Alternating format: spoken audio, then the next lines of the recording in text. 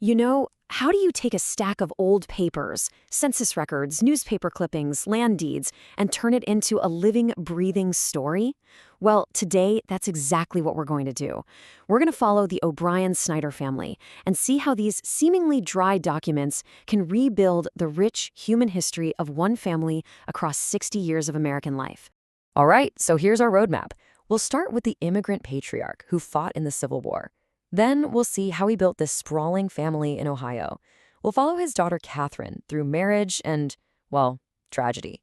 Then we'll watch her daughters start their own lives. And finally, uncover the lasting legacy this family literally wrote onto the map of their town. It's going to be quite a journey. So, every story has to start somewhere. Ours begins with one person, John O'Brien. He was an Irish immigrant whose new life in America was almost immediately forged by a decision that would place him right at the heart of this country's most defining conflict. Okay, let's just look at his early journey. He comes all the way from Ireland, settles down in Marion, Ohio, and then, on April 18, 1861, he enlists in the Union Army. Now, you have to think about that date for a second. That's just 3 days. 3 days after President Lincoln's very first call for troops. John was one of the very first to raise his hand. Now, this is where that paper trail can get, well, a little complicated. The 1890 Veterans Census says he served just over 4 months in the 4th Ohio Volunteer Infantry, but his obituary from 1915, it claims a 3-year term in the 140th. See, this is the exact kind of puzzle that makes genealogy so darn fascinating, piecing together a single truth from what look like conflicting clues. And this small newspaper clipping from decades later, it just shows that his identity as a veteran never, ever faded.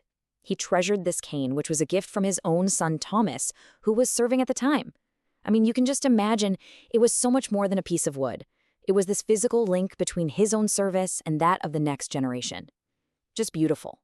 Okay, so after the war, John gets back to Marion and starts the work of building a civilian life. He puts down deep roots, and his family tree, well, it would soon grow to become both really large and pretty complex. John's family life was shaped by 2 marriages, first to Alice Fahey, and then, after she died, to Mary O'Connell.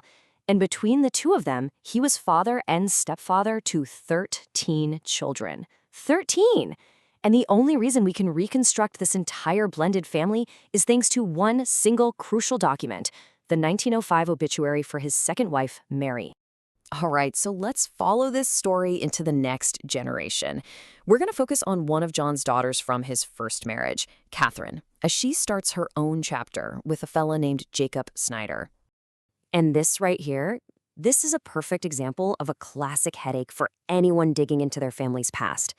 Catherine's 1880 marriage license has her name recorded 3 different ways on the very same document. You've got Kitty O'Brien, then Kitty O'Brien with an E, and finally, the formal Catherine O'Brien. It's a perfect snapshot of how fluid names and records could be back then. Jacob's 1899 death announcement really gives us a sense of the man he was. He wasn't remembered for, wealth or status. He was remembered for his character, a steady, industrious, and devoted friend and neighbor. That's a legacy right there. And you can really feel that community's respect when you read about his funeral. It wasn't just family who showed up to mourn. His coworkers from the Huber shops and members of multiple local societies all marched in a procession to pay their final respects. That says a lot about him. Jacob's death was a profound turning point. And just 1 year later, a census taker knocked on Catherine's door, and the simple, standard answers she gave tell a story of immense loss and incredible strength. The census taker asks a totally routine question, number of children born, and Catherine's answer, recorded for all of history, is 5. But then comes the heartbreaking follow-up. Number of children living. And the number is 2. In those 2 simple figures, we witness this quiet, devastating family tragedy. 3 children lost. And it's all captured in the stark, impersonal ink of a government form. So what's the crucial takeaway here? This census reveals Catherine's new reality. She is now the widowed head of her household. But you gotta look closer. She's not just surviving. She's a property owner. She owns her home free and clear of any mortgage, and she's raising her 2 surviving teenage daughters, Alice and Mary, all on her own. And her resilience wasn't just emotional, it was economic. We can actually trace her path to financial independence. It starts way back in 1885 with a symbolic land transfer from her stepmother for just $1. But by 1908, she's placing ads in the paper to rent out a 5-room house that she owns. She had become a landlord. Pretty amazing. So Catherine's strength really created this firm foundation for her daughters. Let's see how Alice and Mary Snyder began to build their own lives right there on the same street where they grew up. Their wedding announcements paint this picture of an incredibly close-knit family. So Alice marries Ira Wintringham in 1901. Then, just a year later, when her sister Mary gets married, who are her attendants? None other than her sister and new brother-in-law. And where did both of these new couples start their lives? Right there at home with their mother, Catherine. Okay, finally, let's look at the lasting mark this family made. And it's a legacy not just of people, but of a place. A story that's literally written into the property lines of Marion, Ohio. After what her obituaries just called a lingering illness, Catherine passed away in 1910. She was only 52.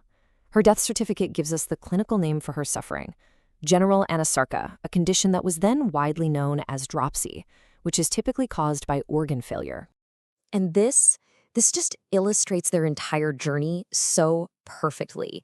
This legal language from a 1916 land deed, it might seem like just a boring survey, but it's a story. It actually maps out the family compound on Mark Street, explicitly naming the adjacent plots of land owned by 3 generations. John O'Brien, the patriarch, his daughter Catherine, the resilient widow, and his granddaughter Alice.